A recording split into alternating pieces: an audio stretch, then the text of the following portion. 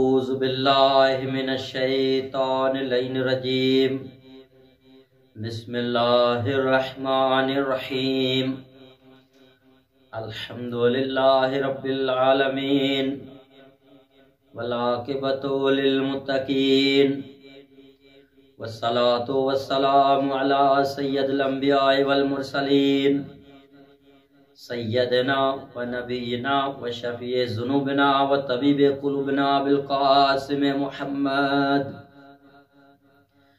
و آلہ الطیبین الطاہرین المعصومین اما بعد بسم اللہ الرحمن الرحیم معزز ناظرین گرامی قدر السلام علیکم ورحمۃ اللہ۔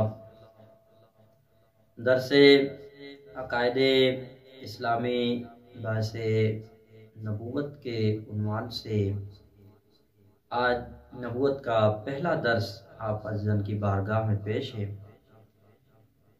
صادق ٹی وی کی جانب سے آپ تمام مومنین کو یہ التماس کی جاتی ہے کہ انشاءاللہ یہ دروس جو ہوں گے روزانہ نشر کیے جائیں گے اور آپ ان دروس میں شرکت فرما لیں جو ہمارے یوٹیوب چینل اور فیس بک پیج پر اپلوڈ کیے جائیں گے۔ امید کرتے ہیں آپ مومنین ضرور ان دروس سے فائدہ اٹھائیں گے۔ بحث نبوت کیوں ضروری ہے؟ نبوت کے بارے میں ہمیں جاننا کیوں ضروری ہے؟ کیونکہ یہ خدا کی جانب سے انتخاب شدہ وہ عظیم ہستیاں ہیں جن کو خدا نے انتخاب کیا ہے ہماری ہدایت کے لیے۔ تو نبیوں میں اور ہم عام انسانوں میں فرق ہے، یا اسی طرح اور دیگر جو بھی سوالات انسان کے ذہن میں ابھر آتے ہیں تو ان کو حل کرنے کے لیے انسان کے لیے ضروری ہے کہ توحید کی معرفت حاصل کرے، نبوت کی معرفت حاصل کرے، امامت و ولایت کی معرفت حاصل کرے۔ تو معرفت حاصل کرنے کے لیے پہلا زینہ علم ہوتا ہے، یعنی پڑھنا، پڑھانا، سیکھنا، سکھانا۔ تو انشاءاللہ کلاس روم میں اس درس عقائد کے بحث میں امید کرتے ہیں آپ تمام عزیزان شرکت فرمائیں گے اور تمام دوستوں کو بھی شرکت کرنے کی دعوت دیں گے۔ نبی کی معنی کیا ہے؟ سب سے پہلی بحث جو ہے ہماری نبی کی معنی کیا ہے؟ نبی جو ہے لفظ نبا سے لیا گیا ہے۔ نبا کہتے ہیں عربی میں خبر کو، یعنی خبر، نبا یعنی خبر۔ اور نبی اصطلاحی معنی یہ ہے کہ یعنی جو خبر لانے والا ہو اسے نبی کہتے ہیں۔ تو شرعاً اصطلاحی میں معنی یہ نکلے گی کہ نبی کی معنی یہ ہے کہ خدا کی جانب سے، خدا کے حکم سے جو خبریں خدا سے بندوں تک جو شخص لے آئے اسے نبی کہتے ہیں۔ اچھا، نبی اور رسول میں فرق کیا ہے؟ کیونکہ 1,24,000 نبی ہیں لیکن رسول 313 ہیں۔ سب کا کام ایک ہی رہا ہے، انسانوں کو راہ سعادت، راہ کمال تک پہنچانا۔ لیکن فرق کیا ہے آخر؟ فرق بس ایک ہی میں آپ عزیزان کی بارگاہ میں پیش کر لیتا ہوں کہ ہر نبی یعنی جو ہے جو نبی ہوگا تو ہر رسول نبی ہے، یعنی 313 رسول جو ہیں تو وہ رسول نبی ہیں، لیکن ہر نبی رسول نہیں ہے۔ 1,24,000 انبیاء ہیں، نبی ہیں 1,24,000، لیکن وہ سارے رسول نہیں۔ لیکن جو رسول ہیں وہ نبی بھی ہیں، رسول بھی ہیں، یعنی رسالت کا عہدہ نبوت سے بالا ہے۔ اور رسول کی معنی ہے کہ بھیجنا، یعنی ارسل یعنی بھیجا ہوا۔ تو ناظرین محترم، انشاءاللہ بحث کو آگے بڑھاتے ہوئے آپ اذان کی بارگاہ میں پیش کر دیں گے کہ ہر رسول، اچھا ضرورت کیا تھی کہ خدا نے انبیاؤں کو رسولوں کو بھیجا ہے؟ اس کے لیے انسان محتاج ہے، انسان ہدایت کا محتاج ہے، کیونکہ انسان میں اتنی قابلیت نہیں ہے کہ وہ انسان خدا تک پہنچ سکے۔ انسان خدا تک، راہ سعادت، راہ کمال تک انسان میں اتنی قوت ہی نہیں کہ خدا تک پہنچ سکے۔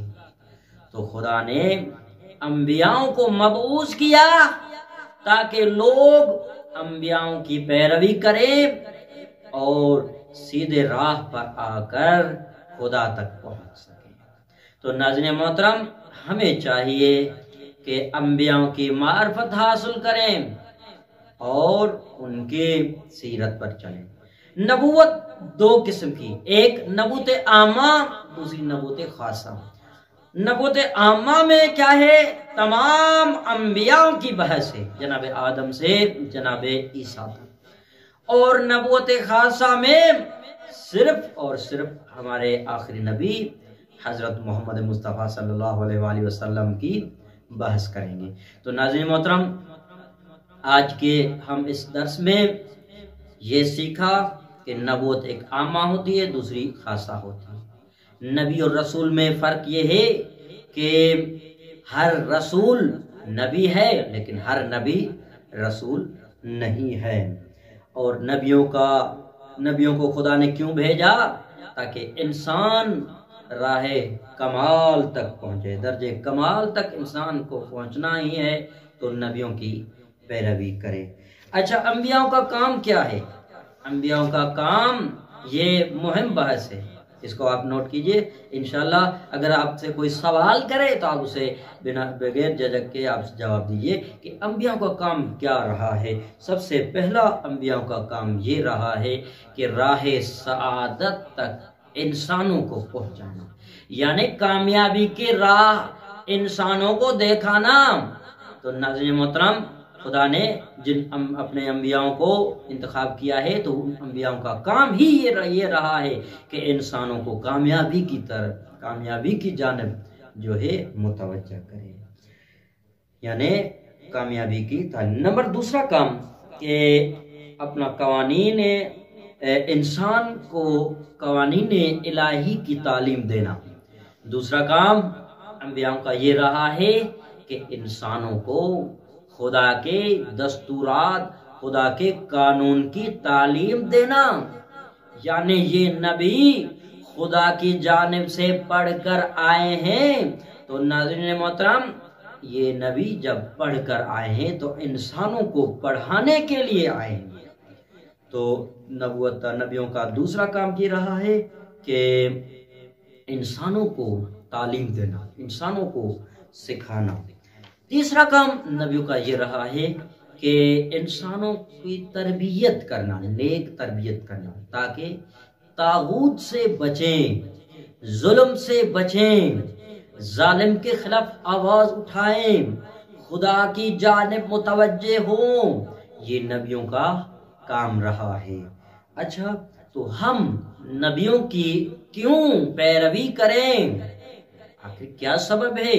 وہ بھی تو انسان ہے، ہم بھی انسان ہے، وہ ہم جیسے، ہم نبیوں جیسے، کیا کوئی فرق بھی ہے نبیوں میں اور ہم میں؟